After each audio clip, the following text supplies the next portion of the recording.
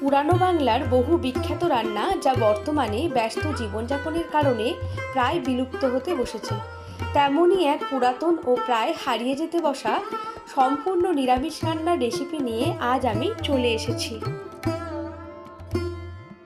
নমস্কার, আমি পাপিয়া। আদি আনন্দের পরিবারে আপনাদের সকলকে স্বাগত। আজকে আমি নিয়ে এসেছি বাংলার বনেদি বাড়ির একটি রান্না, ছানার ডেভিল কারি। রেসিপিটি ভালো লাগলে লাইক, কমেন্ট, শেয়ার আর আমার চ্যানেলটিকে সাবস্ক্রাইব করার অনুরোধ রইল।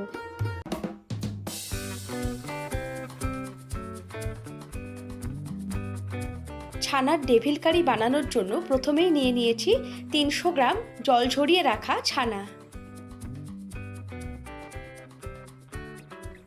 স্বাদ মতো নুন আর হাফ চা চামচ গোলমরিচ গুঁড়ো মিশিয়ে ছানাটা ভালোভাবে মাখিয়ে নিচ্ছি।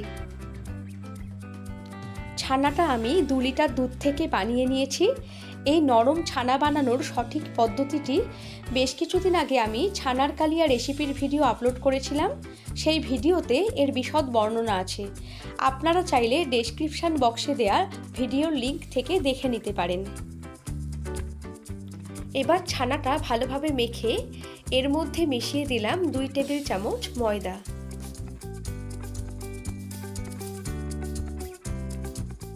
ময়দা মিশিয়ে ভালোভাবে মেখে নিয়ে বানিয়ে নিচ্ছি একটা সফট ডো। এবার ঢাকা দিয়ে 10 মিনিট ছানাটা রেখে দেব। এবার নিয়ে নিলাম ছানার ডেভিল কারির আরেকটি উপকরণ, 3 ঘন্টা আগে ভিজিয়ে রাখা 1 কাপ পরিমাণ ছোলার ডাল।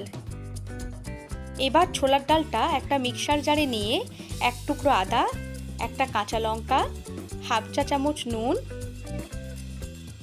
1 চা চামচ চিনি আর সামান্য পরিমাণ জল মিশিয়ে বানিয়ে নিচ্ছি একটা মিহি পেস্ট।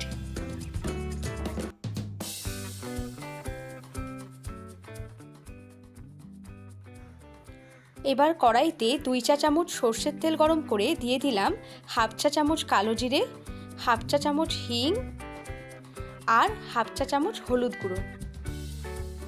সমস্ত মশলা ভালোভাবে মিশিয়ে নিয়ে দিয়ে দিলাম বেটে রাখা ছোলার ডাল।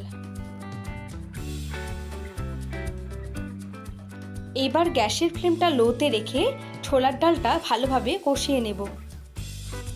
এই সময় ডালটা অনবরত নাড়তে থাকতে হবে, তা না হলে কড়ার গায়ে লেগে গিয়ে ডালটা পুড়ে যেতে পারে।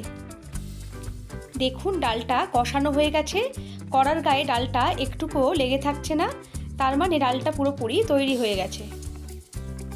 এবার ডালটা অন্য একটি পাত্রে তুলে নিচ্ছি। ডালটা একটু ঠান্ডা হলে নিয়ে নিলাম একটি প্লেটে। এবার ডালটা ভালোভাবে মেখে নিয়ে বানিয়ে নিলাম একটা ডো। এবার ডোটা থেকে ছোট ছোট আকারের লেচি কেটে বানিয়ে নেব ছানার ডেভিলের কুসুম।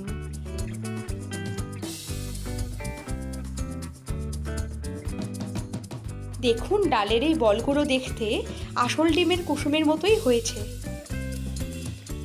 এখানে মোট 12টা ছোলার ডালের কুসুম আমি বানিয়ে নিয়েছি। 10 মিনিট পর ছানাটা একটা থালার মধ্যে নিয়ে নিলাম।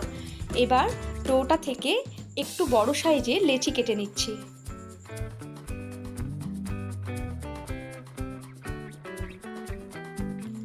ছানাটা থেকে মোট 12টা লেচি কেটে নিয়েছি।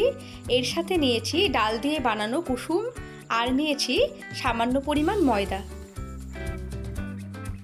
এবার বানিয়ে নেব ডেভিলগুলি।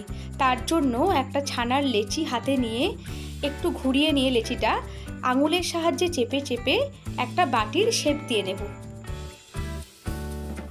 এই সময় হাতে একটু ময়দা নিয়ে ছানার বাটিটা তৈরি করছি, তাতে ছানাটা ফেটে যাবে না এবং খুব সহজেই বাটিগুলো বানিয়ে ফেলা যাবে।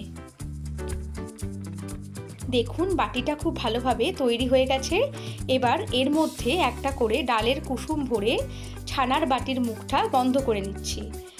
এই মুখটা খুব ভালোভাবে বন্ধ করতে হবে, তা না হলে ছানার ডেভিলগুলো যখন ভাজা হবে তখন ছানাটা ফেটে গিয়ে ডালের কুসুমটা বেরিয়ে যেতে পারে।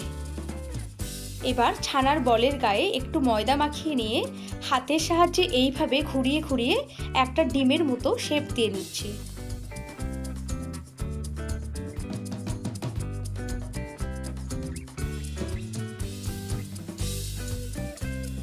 দেখুন, দেখতে ঠিক আসল ডিমের মতোই হয়েছে। এই একইভাবেই প্রত্যেকটা ছানার ডেভিল আমি বানিয়ে নেব।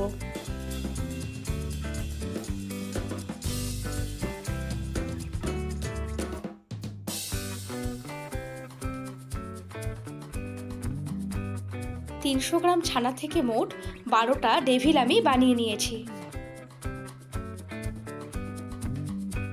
এবার কড়াইতে 5 টেবিল স্পুন সর্ষের তেল গরম করে নিয়ে একে একে ছেড়ে দিচ্ছি ছানার ডেভিলগুলি। গ্যাসের ফ্লেমটা মিডিয়ামে রেখে লালচে করে ছানার ডেভিলগুলো ভেজে নিয়ে তুলে নিচ্ছি একটি পাত্রে।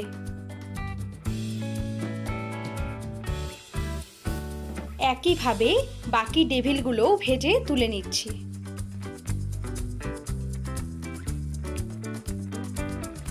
ডেভিল ভাজার তেলটা থেকে খানিকটা তেল আমি সরিয়ে নিয়েছি। এখানে 2 টেবিল চামচ মতো তেল আছে। এই তেলেই দিয়ে দিলাম গোটা গরম মশলা আর 2টো তেজপাতা ফোড়ন। কয়েক সেকেন্ড ভাজার পর ফোড়নের সুগন্ধ এলে দিয়ে দিলাম 2 টেবিল চামচ আদা বাটা। আদা বাটা ভালোভাবে কষিয়ে নিয়ে কাঁচা গন্ধ চলে গেলে এর মধ্যে দিয়ে দিলাম একটা বড় সাইজের টমেটোর পেস্ট।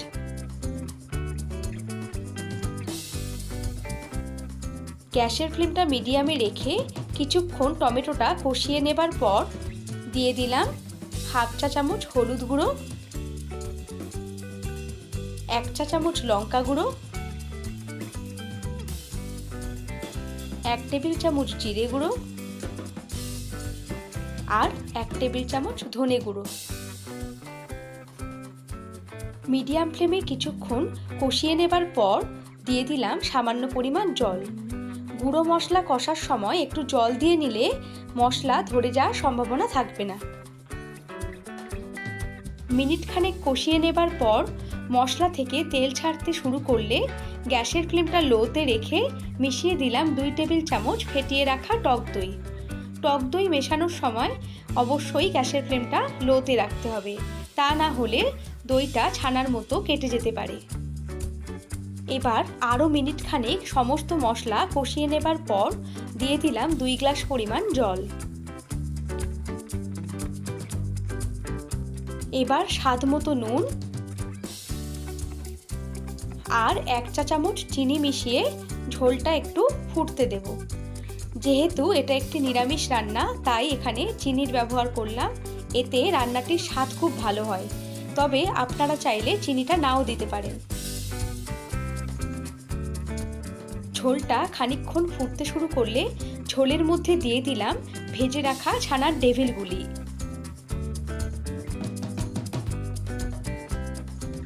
এবার ঢাকা দিয়ে ঝোলটা মিনিট 5 ফুটিয়ে নেব।